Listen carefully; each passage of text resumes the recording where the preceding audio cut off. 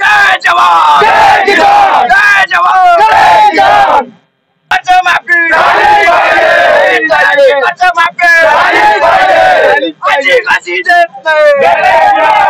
बच्चू भाऊ गुरुकुल मोजरी येथे बच्चू भाऊंचा अन्नत्यागाचा आज 5वा दिवस आहे आणि बच्चू भाऊंसोबत अनेक कार्यकर्ते त्या ठिकाणी उपोषणाला बसले आहे। बच्चू भाऊची प्रकृती आणि त्या कार्यकर्त्यांची प्रकृती अतिशय खालावलेली आहे। जवळपास 7 ते 8 कार्यकर्त्यांना अतिशय त्या ठिकाणी गंभीर दुखापत झालेली आहे आणि अशा परिस्थितीमध्ये प्रशासन या ठिकाणी काळजी घेत नाही आहे आणि या आंदोलनाच्या मार्फत प्रशासनाला विनंती आहे की त्यांनी या आंदोलनाची दखल घ्यावी। अतिशय शांततेच्या मार्गाने आंदोलन आहे, यापुढे या आंदोलनाचं रुग्णरूप धारण करण्यात येईल, लक्षात ठेवावे। दर 8 तासाला आमचा शेतकरी मरतो आहे आणि या सिस्टीम ह्या शेतकरी मरणाला ही सिस्टीम जबाबदार आहे।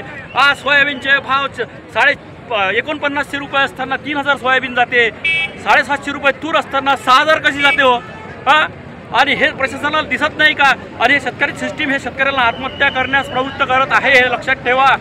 या ठिकाणी लोक या ठिकाणचे जनप्रतिनिधी अतिशय बडबड करतात, परंतु ज्वारीचं त्या ठिकाणी सेंटर त्यांना उभं करता येत नाही, सेंटर त्यांना चालू करता येत नाही। जवळपास 2 ते 2.5 हजार लोकांच्या त्या ठिकाणी नोंदणी असून फक्त 350 लोकांच्या नोंदणी कशा झाल्या? काय करा झेक मारतात काही ते हे लोक? या लोकांनी जास्तीचं बडबड करण्यापेक्षा स्थानिक प्रशासनावर स्थानिक गोष्टींवर लक्ष द्यायला पाहिजे। शेतकरी कसा जागा होईल आणि शेतकरी कसा जिवंत राहील या गोष्टीला सगळ्यांनी प्राधान्य दिलं पाहिजे। या ठिकाणी राजकारण कोणीही करू नये, राजकारण करण्यासाठी अनेक जागा आहेत, यापुढे भविष्यात राजकारण करता येईल। आम्ही मैदानात उतरू, राजकारण कसं करायचं आम्हाला सांगते, अजूनपर्यंत आम्ही मैदानात उतरलो नाही। ज्या दिवशी आम्ही मैदानात उतरू त्या दिवशी राजकारण कशाला म्हणतात हे आम्ही सांगू।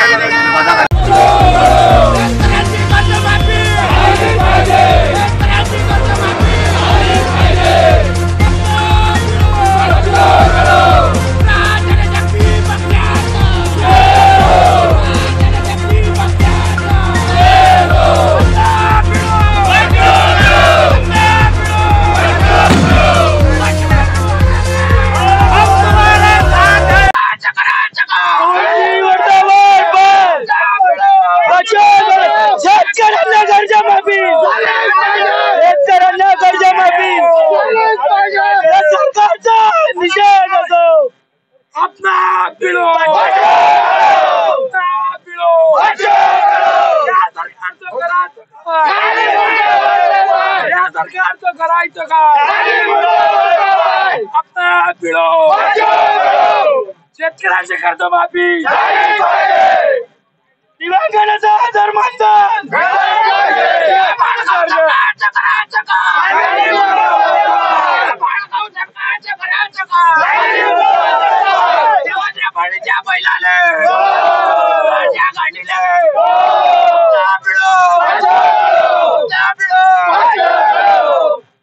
मी प्यारलाल प्रजापती सावळी दातुरा आमच्या बच्चू यांना अन्नत्याग आंदोलनामध्ये बसलेले आहेत, त्यांना न्याय मिळालाच पाहिजे। जोपर्यंत त्यांना न्याय मिळत नाही तोपर्यंत आम्ही असेच आंदोलन करत राहू। प्रशासनाने आम्हाला येथे आंदोलन करताना अडवले, उचलले, रस्त्यावरून बाहेर फेकले, बऱ्याच जणांना उचलून गाड्यांमध्ये टाकले, लोटपाट झाली, लाठीचार्ज करण्याचा प्रयत्न केला। आम्हाला इथे आंदोलन करण्यापासून अडवण्यात आले। तो आमचा भारतीय राज्यघटनेने दिलेला आम्हाला रास्त अधिकार आहे। आम्ही ज्या मागण्या करत आहे त्या अवाजवी नाहीत। आम्ही शेतकऱ्यांनी शेतमजुरांच्या मुलांनी त्या मागितल्या नव्हत्या। देशाचे महाराष्ट्राचे मुख्यमंत्री फडणवीस साहेब वरडू भाषणात बोलत होते, आम्ही कर्जमाफी करणार, कर्जमाफी करणार, कर्जमाफी करणार, 7/12 कोरा. कुठे गेले ते? त्यांनी यावं. काल अकोल्यापर्यंत आले, चोरासारखे आले आणि चोरासारखे निघून गेले. एकही चकार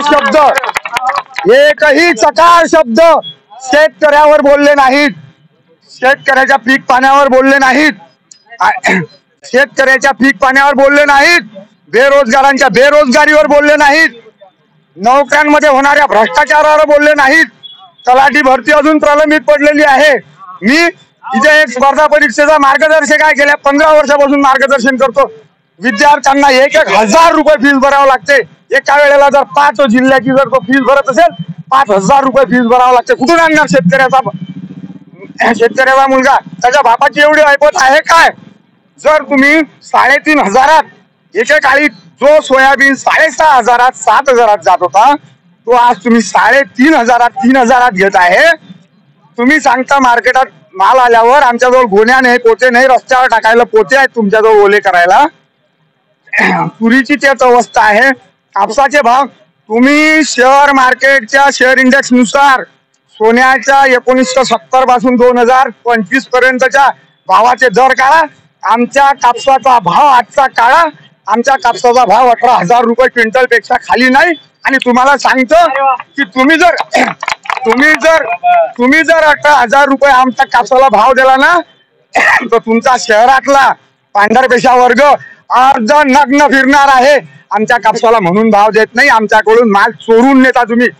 दिवसा ढवळ्या आमच्या मालाची चोरी होते, आमच्या मालावर दरोडा टाकला जाते आणि आम्हाला तो माल विकण्यासाठी व्यवस्थेने बाध्य केलेला आहे. त्यामुळे आम्ही तर बच्चूभाऊ कडू यांचा बच्चूभाऊ कडू तू मागे बोलो. आमच्या प्रहार जनशक्ती पक्षाचे संस्थापक अध्यक्ष माननीय बच्चूभाऊ कडू 8 जून पासनं मोजरी येथे आमरण उपोषणाला बसलेले आहेत. आज बच्चूभाऊच्या आमरण उपोषणाचा 5वा दिवस आहे. त्यांची तब्येत अत्यंत खालावलेली आहे. यामुळं ते प्रहारचे कार्यकर्ते आता इथे खवळलेल्या समुद्रासारखे इथे गोळा झालेले आहेत. आमच्या शेतकऱ्यांसाठीच्या काही मागण्या आहेत, त्यामध्ये हमीभाव, रोजगार हमी योजनेच्या माध्यमातून शेतीला मजूर पुरवणे, त्यानंतर शेतकऱ्यांची कर्जमुक्ती. कर्जमाफी मी कदापि म्हणणार नाही, कारण शेतकरी भीक मागत नाही, भीक नको, हवे घामाचे दाम. या अगोदर शरद जोशी बोलून गेलेले आहेत. शरद जोशीचे आंदोलनही असेच प्रशासनानं दडपले. आणि हे जे भूमिका आहे प्रशासनाला हाताशी घेऊन, माझी प्रशासनाला जाहीर आव्हान आहे की प्रशासनानं शासनाच्या या बेमुहूर्तखोर धोरणाला कोणत्याही प्रकारचं सहकार्य करू नये. त्यांनीही असहकार पुकारावा सरकारच्या विरुद्ध आणि शेतकऱ्यांना मदत करावी. कारण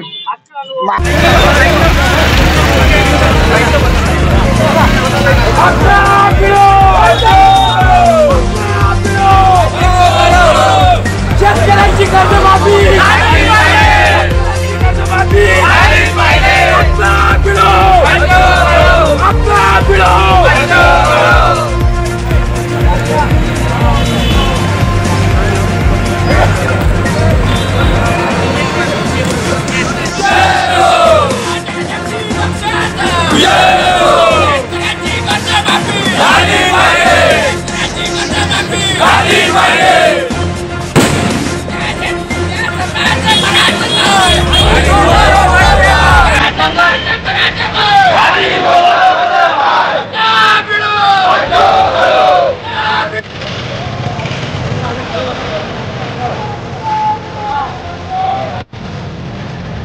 पत्रकार आहे का?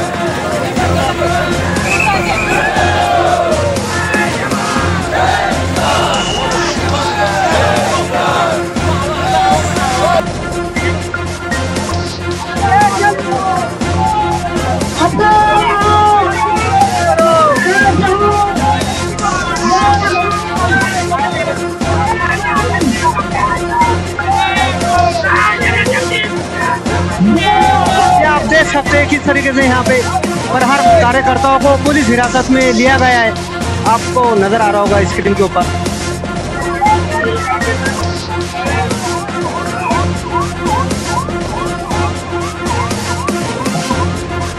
आज प्रहार जनशक्ति पार्टी का चक्का जाम आंदोलन था और अभी थोड़ी देर से पहले यहाँ पर आंदोलन चालू था। बड़ा पुलिस प्रशासन का हम धन्यवाद करते हैं, उन्होंने हमको बहुत कोऑपरेट किया और अच्छे से हमारा आंदोलन चला, इसमें कोई तकलीफ नहीं गई। और सभी हमारे साथी जो प्रहार के पदाधिकारी है वो भी एकजुट होकर, एक ताकत होकर आंदोलन को सफल किए। और अभी हम यहाँ से थोड़ा जा रहे हैं बाहर और कल भाऊ ने वहाँ पर बुलाया मोजरी, वहाँ पर बैठ के बात करेंगे क्या है। तो वैसे भी भाऊ की बहुत तबीयत खराब है अभी, डॉक्टर साहब ने उनको ये बोले कि भाई 4 से 5 दिन तक के आगे आप आंदोलन नहीं कर सकते, इसलिए भाऊ की भी सिचुएशन थोड़ी वो है, इसलिए सभी कार्यकर्ता से हाँ कुछ अभी गए हुए हैं और अभी हम भी जाने वाले, एक गाड़ी और बुला रहे साहब, हम सब जाएंगे। और जब तक के भाऊ अभी 40 एक लोग गए हुए हैं और अभी 60 एक लोग की और तैयारी है, हम सब जाने के लिए तैयार है।